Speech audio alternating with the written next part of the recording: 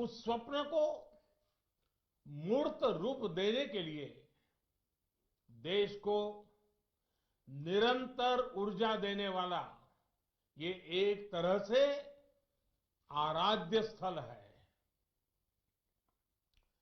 अनेकों विश्व प्रतिष्ठित गीतकार, संगीतकार, कलाकार, साहित्यकार, अर्थशास्त्री, समाजशास्त्री, वैज्ञानिक, अनेकविध प्रतिभाएं देने वाली विश्व भारती नूतन भारत के निर्माण के लिए नित नए प्रयास करती रही है।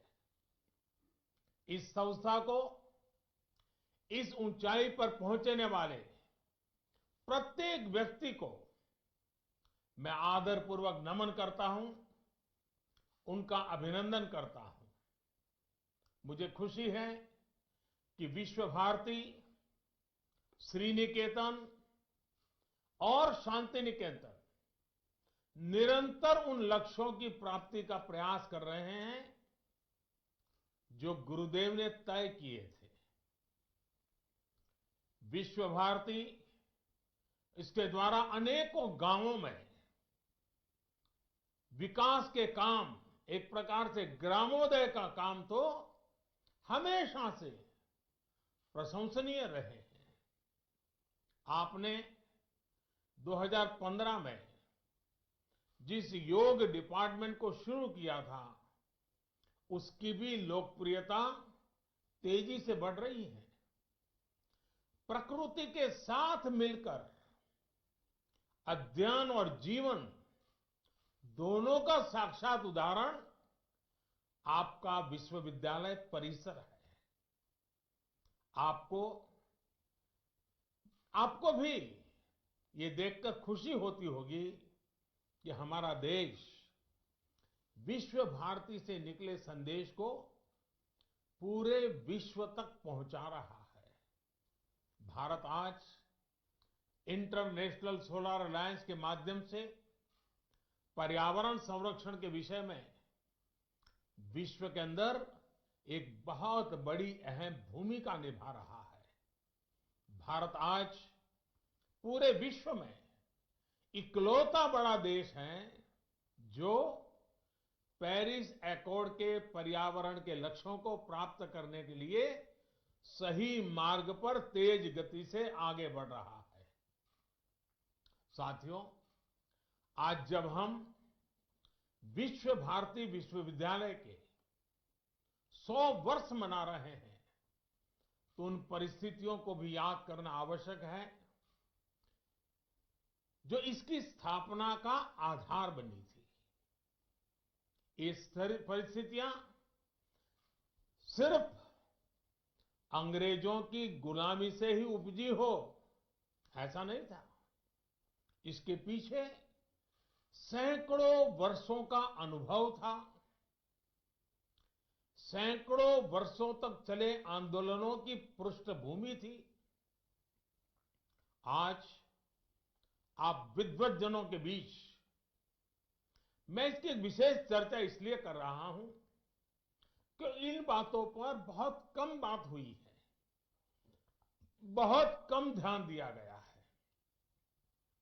इसकी चर्चा इसलिए भी आवश्यक है क्योंकि ये सीधे सीधे भारत के स्वतंत्रता आंदोलन और विश्व भारती के लक्ष्यों से जुड़ी है।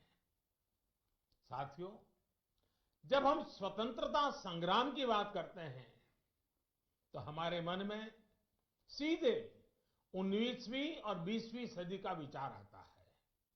लेकिन यह भी एक तथ्य है कि इन आंदोलनों की नींव बहुत पहले रखी गई थी।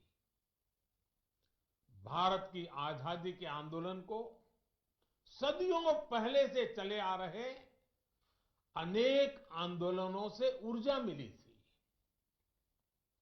भारत की आध्यात्मिक और सांस्कृतिक एकता को भक्ति आंदोलन ने मजबूत करने का काम किया था। भक्ति युग में हिंदुस्तान के हर क्षेत्र, हर इलाके, पूरब, पश्चिम, उत्तर, दक्षिण, हर दिशा में हमारे संतों ने, महंतों ने, आचार्यों ने देश की चेतना को जागरूक रखने का अविरत, अविराम प्रयास किया। अगर दक्षिण की बात करें तो मध्वाचार्य, निम्बकाचार्य, वल्लभाचार्य, रामानुजाचार्य हुए। अगर पश्चिम की तरफ नजर करें तो मीराबाई, एकनाथ, तुकाराम, रामदास, नरसिंह मेहता। अगर उत्तर की तरफ नजर करें तो संत रामानंद, कबीरदास, गोस्वामी तुलसीदास, सूरदास, गुरु नानक देव, संत रैदास, अनगिनत महापुरुष। पूर्व की तरफ देखें, इतने सारे नाम हैं। चैतन्य महाप्रभु और श्रीमद शंकर देव जैसे संतों के विचारों से समाज को ऊर्जा मिलती रही। भक्ति काल के इसी खंड में रसखान, सूरदास, मलिक मोहम्मद जायसी, केशवदास, विद्यापति, न जाने कितने महान व्यक्तित्व हुए, जिन्होंने अपनी रचनाओं को और रचनाओं से समाज को सुधारने का भी, आगे बढ़ने का भी और प्रगति का मार्ग दिखाया। भक्ति काल में इन पुण्य आत्माओं ने जन जन के भीतर एकता के साथ खड़े होने का जज्बा पैदा किया। इसके कारण ये आंदोलन हर क्षेत्रीय सीमा से बाहर निकलकर भारत के कोने कोने में पहुंचा। हर पंथ, हर वर्ग, हर जाति के लोग भक्ति के अधिष्ठान पर स्वाभिमान और सांस्कृतिक धरोहर के लिए खड़े हो गए। भक्ति आंदोलन का वो डोर और भक्ति आंदोलन वो डोर थी जिसने सदियों से संघर्षरत भारत को सामूहिक चेतना और आत्मविश्वास से भर दिया। साथियों, भक्ति का ये विषय तब तक आगे नहीं बढ़ सकता जब तक महान काली भक्त श्री रामकृष्ण परमहंस जी की चर्चा न हो। वो महान संत जिनके कारण भारत को स्वामी विवेकानंद मिले। स्वामी विवेकानंद भक्ति, ज्ञान और कर्म तीनों को अपने में समाये हुए थे। उन्होंने भक्ति का दायरा बढ़ाते हुए हर व्यक्ति में दिव्यता को देखना शुरू किया। उन्होंने व्यक्ति और संस्थान के निर्माण पर बल देते हुए कर्म को भी अभिव्यक्ति दी, प्रेरणा दी। साथियों, भक्ति आंदोलन के सैकड़ों वर्षों के कालखंड के साथ साथ देश में कर्म आंदोलन भी चला। सदियों से भारत के लोग गुलामी और साम्राज्यवाद से लड़ रहे थे। चाहे वो छत्रपति शिवाजी महाराज हो, महाराणा प्रताप हो, झांसी की रानी लक्ष्मीबाई हो, कित्तूर की रानी चेन्नम्मा हो या फिर भगवान बिरसा मुंडा का सशस्त्र संग्राम हो। अन्याय और शोषण के विरुद्ध सामान्य नागरिकों के तप, त्याग और तर्पण की कर्म कठोर साधना अपने चरम पर थी। ये भविष्य में हमारे स्वतंत्रता संग्राम की बहुत बड़ी प्रेरणा बनी। साथियों, जब भक्ति और कर्म की धाराएं पूर्वहार थी तो उसके साथ साथ ज्ञान की सरिता का ये नूतन त्रिवेणी संगम आजादी के आंदोलन की चेतना बन गया था। आजादी की ललक में भाव भक्ति की प्रेरणा भरपूर थी। समय की मांग थी कि ज्ञान के अधिष्ठान पर आजादी की जंग जीतने के लिए वैचारिक आंदोलन भी खड़ा किया जाए और साथ ही उज्जवल भावी भारत के निर्माण के लिए नई पीढ़ी को तैयार भी किया जाए। और हम में बहुत बड़ी और इसमें बहुत बड़ी भूमिका निभाई उस समय स्थापित हुई कई प्रतिष्ठित शिक्षण संस्थानों ने, विश्वविद्यालयों ने। विश्व भारती यूनिवर्सिटी हो, बनारस हिंदू विश्वविद्यालय हो, अलीगढ़ मुस्लिम यूनिवर्सिटी हो, नेशनल कॉलेज हो जो आजकल लाहौर में है, मैसूर यूनिवर्सिटी हो, त्रिची नेशनल कॉलेज हो, महात्मा गांधी काशी विद्यापीठ हो, गुजरात विद्यापीठ हो, विलिंगडन कॉलेज हो, जामिया मिलिया इस्माइलिया हो, लखनऊ यूनिवर्सिटी हो, पटना यूनिवर्सिटी हो, दिल्ली विश्वविद्यालय हो, आंध्र यूनिवर्सिटी हो, अन्ना मलाई यूनिवर्सिटी हो, ऐसे अनेक संस्थान उसी एक कालखंड में देश में स्थापित हुए। इन यूनिवर्सिटीज में भारत की एक बिल्कुल नई विद्वत्ता का विकास हुआ। इन शिक्षण संस्थाओं ने भारत की आजादी के लिए चल रहे वैचारिक आंदोलन को नई ऊर्जा दी, नई दिशा दी, नई ऊंचाई दी। भक्ति आंदोलन से हम एकजुट हुए, ज्ञान आंदोलन ने बौद्धिक मजबूती दी और कर्म आंदोलन ने हमें अपने हक के लिए लड़ाई का हौसला और साहस दिया। सैकड़ों वर्षों के कालखंड में चले ये आंदोलन त्याग, तपस्या और तर्पण की अनूठी मिसाल बन गए थे। इन आंदोलनों से प्रभावित होकर हजारों लोग आजादी की लड़ाई के बलिदान देने के लिए, उस आजादी में बलिदान देने के लिए एक के बाद एक आगे आते रहे। साथियों, ज्ञान के इस आंदोलन को गुरुदेव द्वारा स्थापित विश्व भारती विश्वविद्यालय ने नई ऊर्जा दी थी।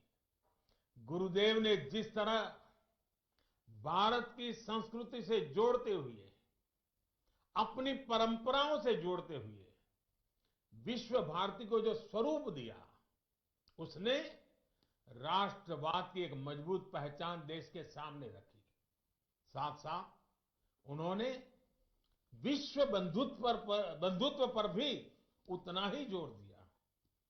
साथियों, वेद से विवेकानंद तक भारत के चिंतन की धारा गुरुदेव के राष्ट्रवाद के चिंतन में भी मुखर थी और ये धारा अंतर्मुखी नहीं थी। वो भारत को विश्व के अन्य देशों से अलग रखने वाली नहीं थी। उनका विजन था कि जो भारत में सर्वश्रेष्ठ है, उससे विश्व को भी लाभ हो और दुनिया में अच्छा है, भारत उससे भी सीखे। आपके विश्वविद्यालय का नाम ही देखिए, विश्व भारती। मां भारती और विश्व के साथ समन्वय। गुरुदेव सर्वसमावेशी और सर्वस्पर्शी सह अस्तित्व और सहयोग के माध्यम से मानव कल्याण के बृहद लक्ष्य को लेकर चल रहे थे। विश्व भारती के लिए गुरुदेव का यही विजन आत्मनिर्भर भारत का भी सार है। आत्मनिर्भर भारत अभियान भी विश्व कल्याण के लिए भारत के कल्याण का मार्ग है। ये अभियान भारत को सशक्त करने का अभियान है। भारत की समृद्धि से विश्व में समृद्धि लाने का अभियान है। इतिहास गवाह है कि एक सशक्त और आत्मनिर्भर भारत ने हमेशा पूरे विश्व समुदाय का भला किया है। हमारा विकास एकांकी नहीं बल्कि वैश्विक, समग्र और इतना ही नहीं, हमारे रगों में जो भरा हुआ है सर्वे भवन्तु सुखिनः का है। भारतीय और विश्व का ये संबंध आपसे बेहतर कौन जानता है। गुरुदेव ने हमें स्वदेशी समाज का संकल्प दिया था। वो हमारे गांवों को, हमारी कृषि को आत्मनिर्भर देखना चाहते थे। वो वाणिज्य और व्यापार को आत्मनिर्भर देखना चाहते थे। वो आर्ट और लिटरेचर को आत्मनिर्भर देखना चाहते थे। उन्होंने आत्मनिर्भरता के लक्ष्य को प्राप्त करने के लिए आत्मशक्ति की बात कही थी। आत्मशक्ति की ऊर्जा से राष्ट्र निर्माण को लेकर उन्होंने जो बात कही थी वो आज भी उतनी ही अहम है। उन्होंने कहा था, राष्ट्र का निर्माण एक तरह से अपनी आत्मा की प्राप्ति का ही विस्तार है। जब आप अपने विचारों से, अपने कार्यों से, अपने कर्तव्यों के निर्वहन से देश का निर्माण करते हैं तो आपको देश की आत्मा से ही अपनी आत्मा नजर आने लगती है। साथियों, भारत की आत्मा, भारत की आत्मनिर्भरता और भारत का आत्मसम्मान एक दूसरे से जुड़े हुए हैं। भारत के आत्मसम्मान की रक्षा के लिए तो बंगाल की पीढ़ियों ने खुद को खपा दिया था। याद कीजिए, खुदीराम बोस को सिर्फ 18 साल की उम्र में फांसी चढ़ गई। प्रफुल्ल चाकी 19 वर्ष की आयु में शहीद हो गए। बीना दास, जिन्होंने बंगाल की अग्नि कन्या के रूप में जाना जाता है, सिर्फ 21 साल की उम्र में जेल भेज दी गई थी। प्रीतिलता वेडुडार ने सिर्फ 21 वर्ष की आयु में अपना जीवन न्योछावर कर दिया था। ऐसे अनगिनत लोग हैं शायद जिनके नाम इतिहास में भी दर्ज नहीं हो पाए। इन सभी ने देश के आत्मसम्मान के लिए हंसते हंसते मृत्यु को गले लगा दिया।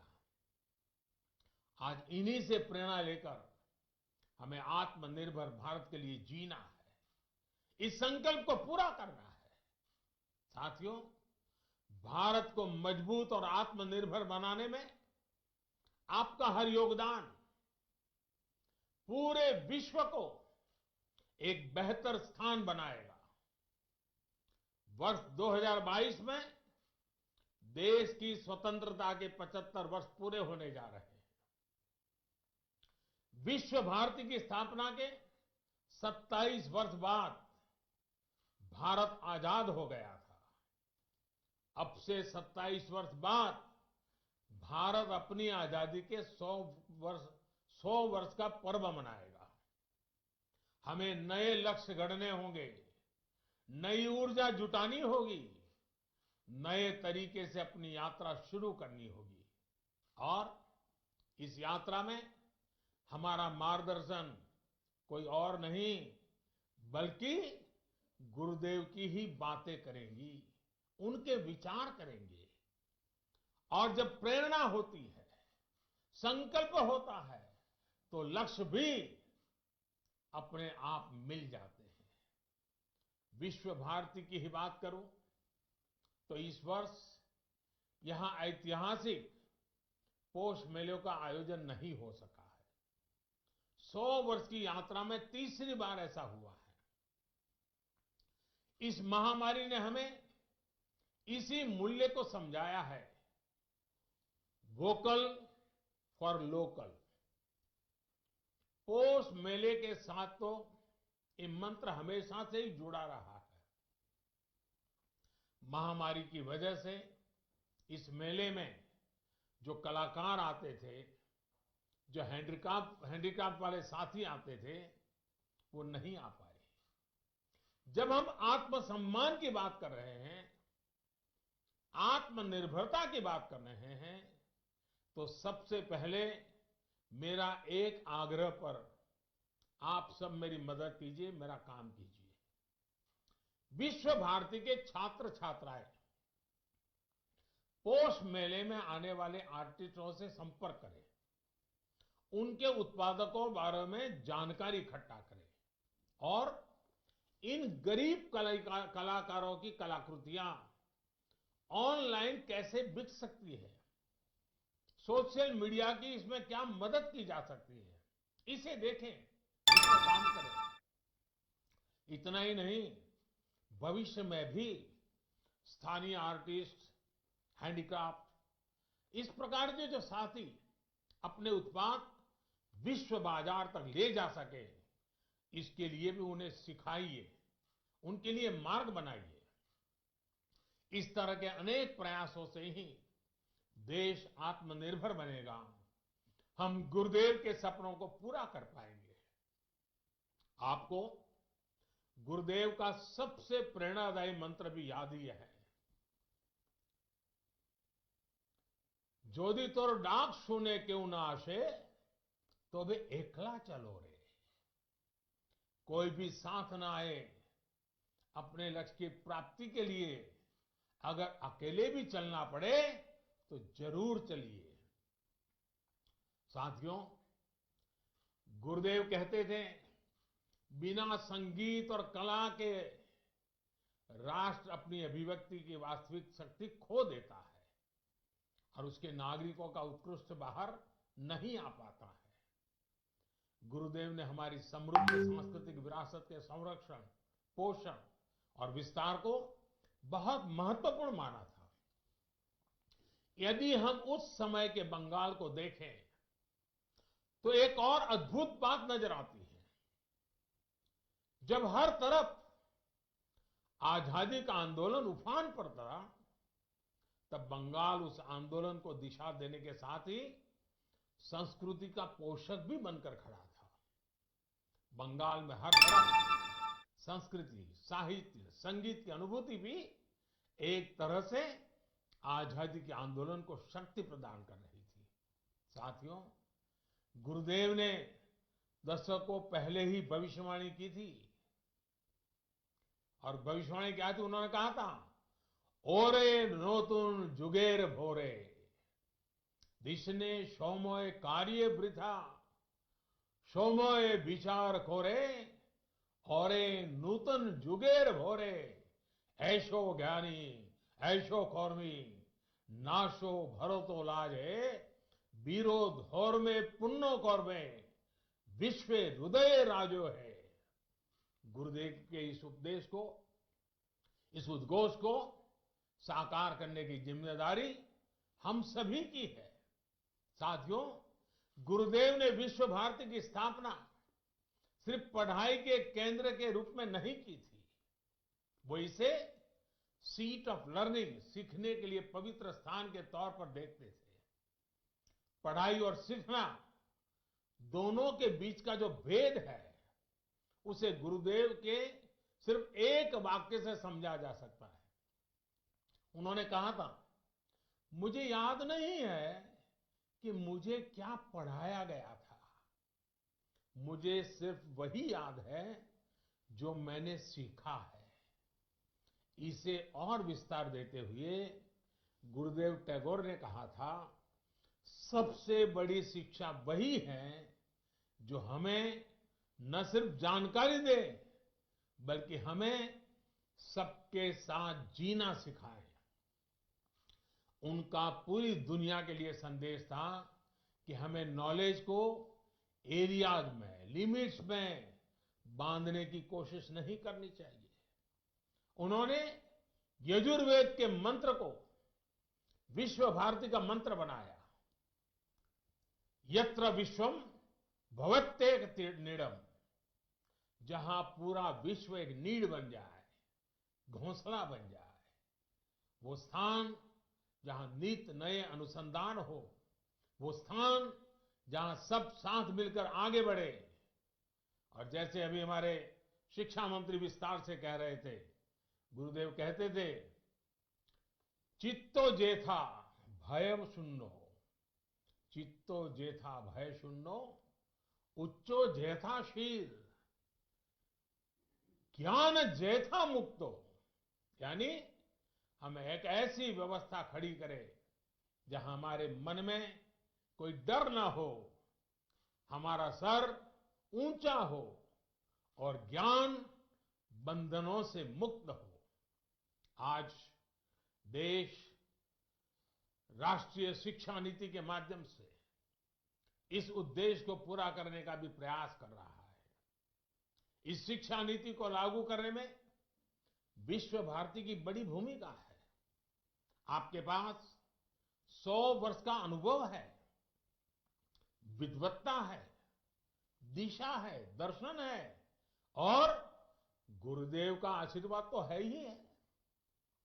जितने ज्यादा शिक्षा संस्थानों से विश्व भारती का इस बारे में संवाद होगा, अन्य संस्थाओं की भी समझ बढ़ेगी, उन्हें आसानी होगी।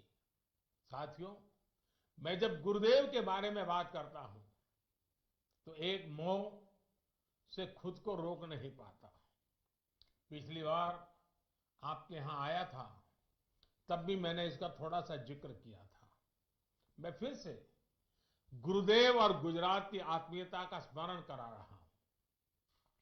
ये बार बार याद करना इसलिए भी जरूरी है क्योंकि ये हमें एक भारत श्रेष्ठ भारत की भावना से भरता है। ये दिखाता है कि अलग अलग भाषाओं, बोलियां, खान पान, पहनावे वाला हमारा देश एक दूसरे से कितना जुड़ा हुआ है। ये दिखाता है कि कैसे विविधताओं से भरा हमारा देश एक है, एक दूसरे से बहुत कुछ सीखता रहा है। साथियों, गुरुदेव के बड़े भाई सत्येंद्रनाथ टैगोर जब आईसीएस में थे तो उनकी नियुक्ति गुजरात में अहमदाबाद में भी हुई थी। रविन्द्रनाथ टैगोर जी अक्सर गुजरात आ जाते थे और उन्होंने वहां काफी लंबा समय भी बिताया। अहमदाबाद में रहते हुए उन्होंने अपनी 2 लोकप्रिय बांग्ला कविताएं बंदी ओ अमार और नीरव रजनी देखो, ये दोनों रचनाएं की थी। अपनी प्रसिद्ध रचना क्षुधित पाषाण का एक हिस्सा भी उन्होंने गुजरात प्रवास के दौरान ही लिखा था। इतना ही नहीं, गुजरात की एक बेटी श्रीमती हटी सिंह गुरुदेव के घर में भी वो बहू बनकर भी आई थी। इसके अलावा एक और तथ्य है जिस पर हमारे विमेन एम्पावरमेंट से जुड़े संगठनों को अध्ययन करना चाहिए।